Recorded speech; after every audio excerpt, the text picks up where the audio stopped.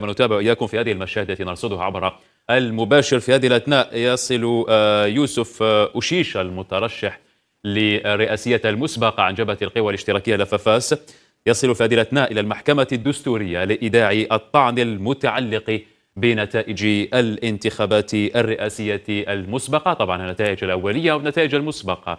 أو المؤقتة التي المقدمة من طرف السلطة الوطنية المستقلة للانتخابات. والإشارة فإن جبهة القوى الاشتراكية لففاس كانت قد قدمت صبيحة اليوم بيانا أو إعلانا، طبعا يأتي عقب الإعلان الرسمي عن النتائج المؤقتة للانتخابات الرئاسية من طرف السلطة الوطنية المستقلة للانتخابات، وإعمالا للحق في الطعن على النتائج والأرقام المقدمة من طرف ذات السلطة، والتي وفق جبهة القوى الاشتراكية كما جاء في الإعلان